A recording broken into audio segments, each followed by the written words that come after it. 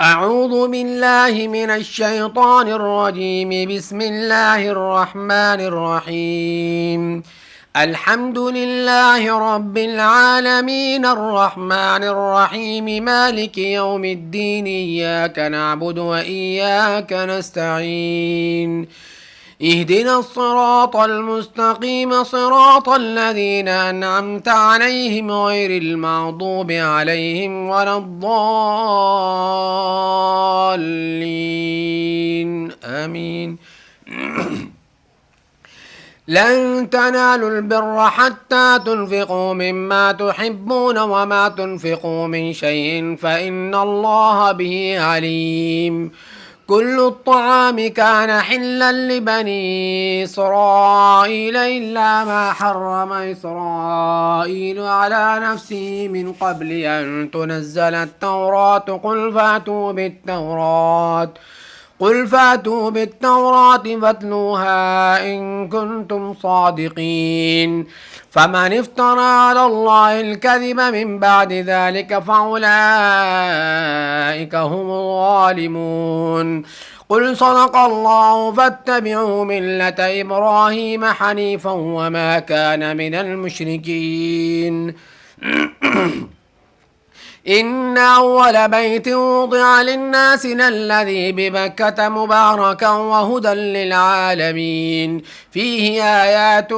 بينات مقام إبراهيم ومن دخله كان آمنا ولله على الناس حج البيت من استطاع إليه سبيلا ومن كفر فإن الله غني عن العالمين. قل يا أهل الكتاب لم تكفرون بآيات الله والله شهيد على ما تعملون. قل يا أهل الكتاب لم تصدون عن سبيل الله من آمن تبغونها عوجا وأنتم شهداء وما الله بغافل عما تعملون. يا أيها الذين آمنوا إن تطيعوا فريقا من الذين أوتوا الكتاب يردوكم بعد إيمانكم كافرين. وكيف تكفرون وأنتم تتلى عليكم آيات الله وفيكم رسوله ومن يعتصم بالله فقد هدي إلى صراط مستقيم. يا أيها الذين آمنوا اتقوا الله حق تقاته ولا تموتن إلا وأنتم مسلمون واعتصموا بحبل الله جميعا ولا تفرقوا واذكروا نعمة الله عليكم إذ كنتم أعداء فألف بين قلوبكم فأصبحتم بنعمته إخوانا وكنتم على شفا حفرة من النار فأنقذكم منها. كذلك يبين الله لكم آياته لعلكم تهتدون. ولتكن منكم أمة يدعون إلى الخير ويأمرون بالمعروف وينهون عن المنكر وأولئك هم المفلحون. ولا تكونوا كالذين تفرقوا واختلفوا من بعد ما جاءتهم البينات وأولئك لهم عذاب عظيم. يوم تبيض وجوه وتسود وجوه فأما الذين اسودت وجوههم وكفرتم بعد إيمانكم فذوقوا العذاب بما كنتم تكفرون. وأما الذين ابيضت وجوههم ففي رحمة الله هم فيها خالدون. تلك آيات الله نتلوها عليك بالحق وما الله يريد ظلما للعالمين. ولله ما في السماوات وما في الأرض وإلى الله ترجع الأمور. كنتم خير أمة أخرجت للناس تأمرون بالمعروف وتنهون عن المنكر وتؤمنون بالله ولو آمن أهل الكتاب لكان خيرا لهم منهم المؤمنون وأكثرهم الفاسقون. لن يضروكم إلا أذى وإن يقاتلوكم يولوكم الأدبار ثم لا ينصرون. ضربت عليهم الذلة أينما ثقفوا إلا بحبل من الله وحبل من الناس وباءوا بغضب من الله وضربت عليهم المسكنة ذلك بأنهم كانوا يكفرون بآيات الله ويقتلون الأنبياء بغير حق ذلك بما عصوا وكانوا يعتدون ليسوا سواء من أهل الكتاب أمة قائمة يتلون آيات الله آناء الليل وهم يسجدون يؤمنون بالله واليوم الآخر ويأمرون بالمعروف وينهون عن المنكر ويسارعون في الخيرات أولئك من الصالحين وما يفعلوا من خير فلن يكفروه والله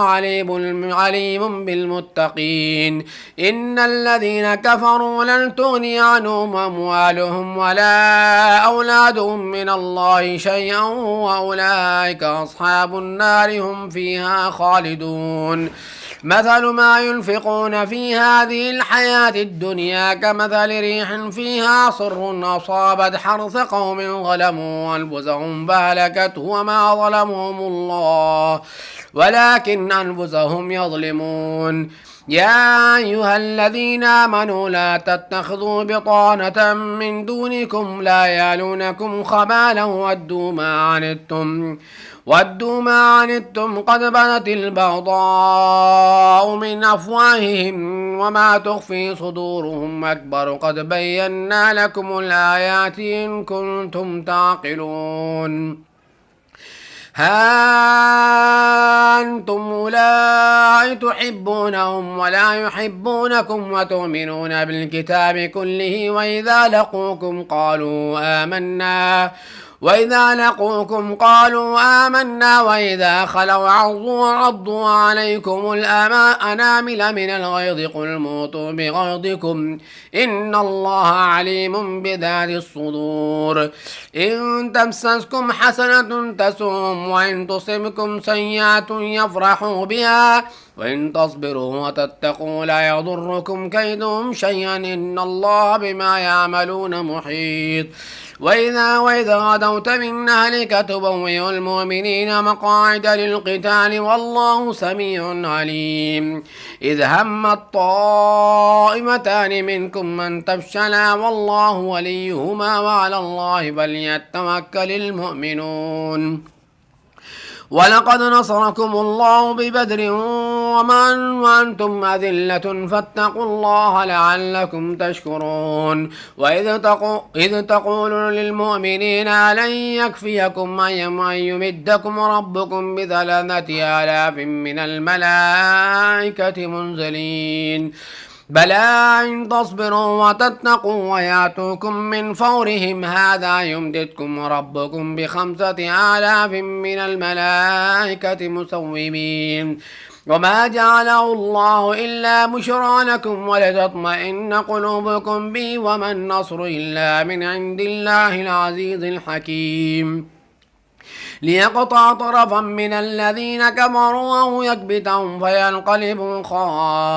خائبين ليس لك من الأمر شيء أن يتوب عليهم ويعذبهم فإنهم ظالمون ولله ما في السماوات وما في الأرض ليغفر لمن يشاء ويعذب من يشاء والله غفور رحيم يا أيها الذين آمنوا لا تأكلوا الربا أضعافا مضاعفة واتقوا الله لعلكم تفلحون واتقوا النار التي وعدت للكافرين وأطيعوا الله والرسول لعلكم ترحمون وسارعوا إلى مغفرة من ربكم وجنة عرضها السماوات والأرض عدت للمتقين الذين ينفقون في السراء والضراء والكاظمين الغيظ والعافين عن الناس والله يحب المحسنين والذين إذا فعلوا فاحشة أو ظلموا أنفسهم ذكروا الله واستغفروا لذنوبهم ومن يغفر الذنوب إلا الله ولم يصروا على ما فعلوا وهم يعلمون أولئك جزاؤهم مغفرة من ربهم وجنات تجري من تحتها الأنهار خالدين فيها ونعم أجر العاملين قد خلت من قبلكم سنن وسيروا في الأرض فانظروا كيف كان عاقبة المكذبين هذا بيان للناس وهدى وموعظة للمتقين ولا تهنوا ولا تحزنوا وأنتم الأعلون إن كنتم مؤمنين إن يمسسكم قرح فقد مس القوم قرح مثله وتلك الأيام نداولها بين الناس وليعلم الله الذين آمنوا ويتخذ منكم شهداء والله لا يحب الظالمين وليمحص الله الذين آمنوا ويمحق الكافرين أم حسبتم أن تدخلوا الجنة ولما يعلم الله الذين جاهدوا منكم ويعلم الصابرين ولقد كنتم تمنون الموت من قبل أن تلقوه فقد رأيتموه وأنتم تنظرون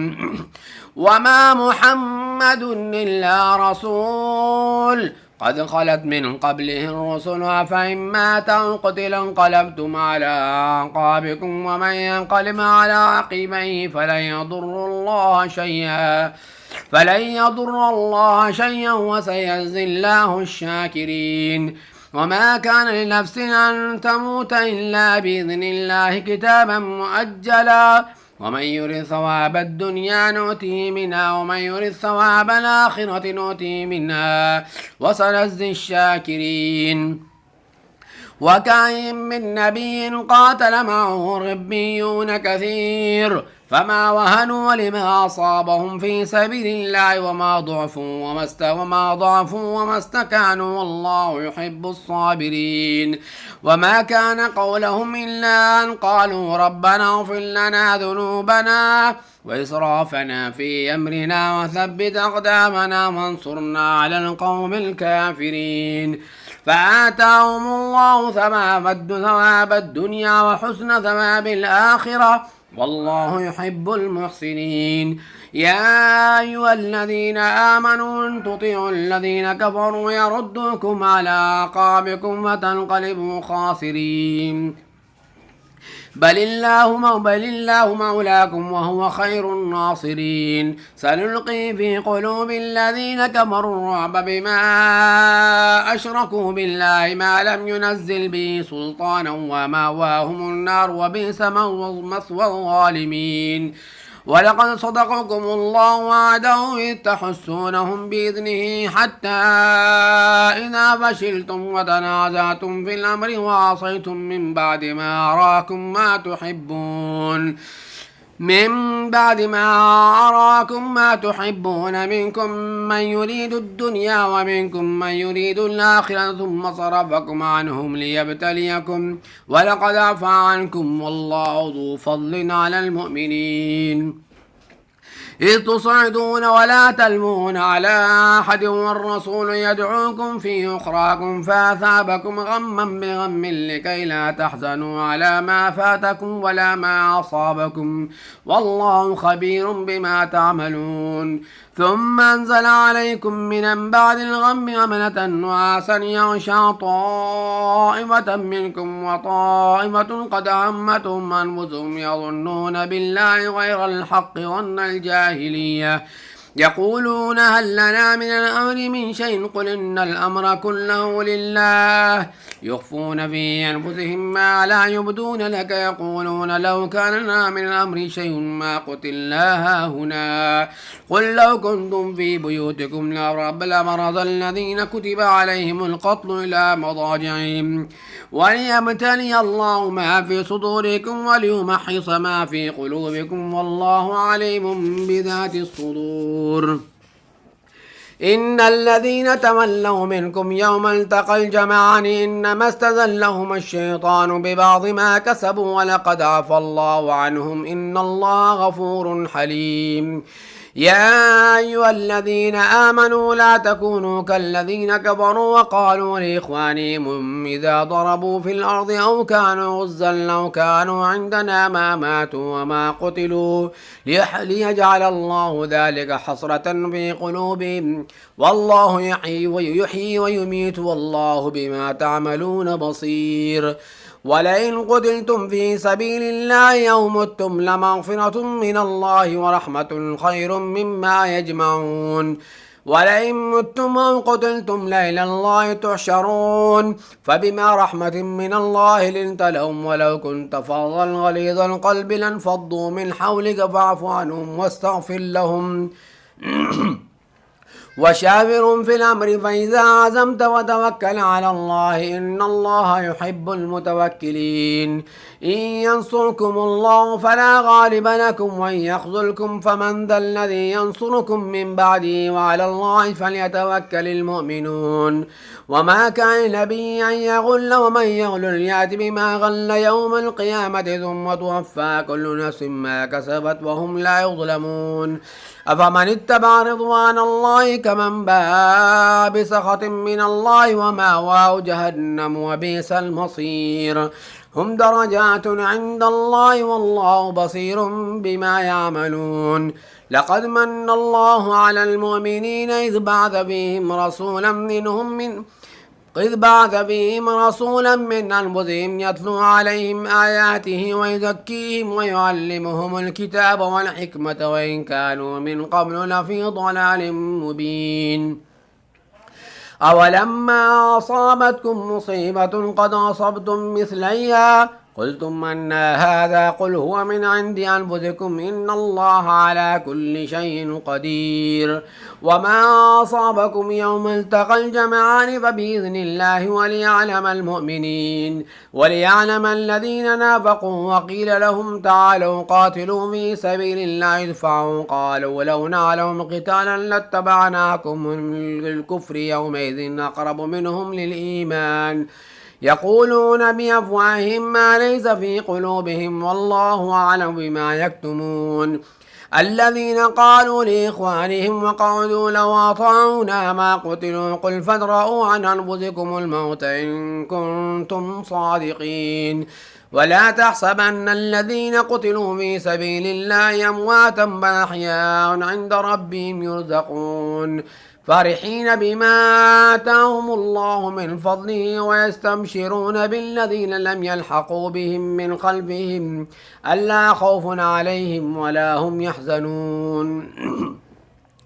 يستبشرون بنعمة من الله وفضل وأن الله لا يضيع أجر المؤمنين الذين استجابوا لله والرسول من بعد ما أصابهم القرح للذين أحسنوا منهم واتقوا أجر عظيم الذين قال لهم الناس إن الناس قد جمعوا لكم فاخشوهم وزادهم إيمانا وقالوا حسبنا الله ونعم الوكيل فانقلبوا بنعمة من الله وفضل لم يمسسهم سوء واتبعوا رضوان الله والله ذو فضل عظيم إنما ذلكم الشيطان يخوف أولياءه فلا تخافوهم وخافون إن كنتم مؤمنين ولا يحزنك الذين يسارعون في الكفر إن لهم لن يضروا الله شيئا يريد الله ألا يجعل لهم حظا في الآخرة ولهم عذاب عظيم إن الذين اشتروا الكفر بالإيمان لن يضروا الله شيئا ولهم عذاب أليم ولا يحسبن الذين كفروا أنما نملي لهم خير لأنفسهم إنما نملي لهم ليزدادوا إثما ولهم عذاب مهين ما كان الله ليذر المؤمنين على ما أنتم عليه حتى يميز الخبيث من الطيب وما كان الله ليطلعكم على الغيب ولكن الله يجتبي من رسله من يشاء فآمنوا بالله ورسله وإن تؤمنوا وتتقوا فلكم أجر عظيم ولا يحسبن الذين يبخلون بما آتاهم الله من فضله وخيرا لهم بل هو شر لهم سيطوقون ما بخلوا به يوم القيامة ولله ميراث السماوات والأرض والله بما تعملون خبير لقد سمع الله قول الذين قالوا إن الله فقير ونحن أغنياء سنكتب ما قالوا وقتلهم الأنبياء من بغير حق ونقول ذوقوا عذاب الحريق ذلك بما قدمت أيديكم وأن الله ليس بظلام للعبيد الذين قالوا إن الله عهد إلينا إلا نؤمن لرسول حتى يأتينا بقربان تأكله النار قل قد جاءكم رسل من قبلي بالبينات وبالذي قلتم فلم قتلتموهم إن كنتم صادقين فإن كذبوك فقد كذب رسل من قبلك جاءوا بالبينات والزبر والكتاب المنير كل نفس ذائقة الموت وإنما توفون أجوركم يوم القيامة فمن زحزح عن النار وادخل الجنة فقد فاز وما الحياة الدنيا إلا متاع الغرور لتبلغن في أموالكم وأنفسكم ولتسمعن من الذين أوتوا الكتاب من قبلكم ومن الذين أشركوا أذى كثيرا وإن تصبروا وتتقوا فإن ذلك من عزم الأمور وإذا أخذ الله ميثاق الذين أوتوا الكتاب لتبيننه للناس ولا تكتمونه فنبذوه وراء ظهورهم واشتروا به ثمنا قليلا فبئس ما يشترون لا تحسبن الذين يفرحون بما آتوا ويحبون أن يحمدوا بما لم يفعلوا ولا تحسبنهم بمفازة من العذاب ولهم عذاب أليم ولله ملك السماوات والأرض والله على كل شيء قدير إن في خلق السماوات والأرض واختلاف الليل والنهار لآيات لأولي الألباب الذين يذكرون الله قياما وقعودا وعلى جنوبهم وتفكرون في خلق السماوات والأرض ربنا ما خلقت هذا باطلا سبحانك وقنا عذاب النار ربنا ما إنك من تدخل النار فقد أخزيته وما للظالمين من أنصار ربنا إننا سمعنا مناديا ينادي للإيمان أن آمنوا بربكم فآمنا ربنا فاغفر لنا ذنوبنا وكفر عنا سيئاتنا وتوفنا مع الأبرار ربنا وآتنا ما وعدتنا على رسلك ولا تخزنا يوم القيامة إنك لا تخلف الميعاد آمين فاستجاب لهم ربهم أني لا أضيع عمل عامل منكم من ذكر أو أنثى بعضكم من بعض فالذين هاجروا وأخرجوا من ديارهم وأوذوا في سبيلي وقاتلوا وقتلوا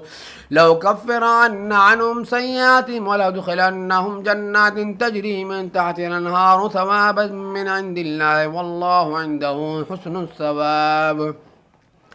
لا يغرنك تقلب الذين كفروا في البلاد متاع قليل ثم ماواهم جهنم وبئس المهاد لكن الذين اتقوا ربهم لهم جنات تجري من تحتها الأنهار خالدين فيها نزلا من عند الله وما عند الله خير للأبرار وإن من أهل الكتاب لمن يؤمن بالله وما أنزل إليكم وما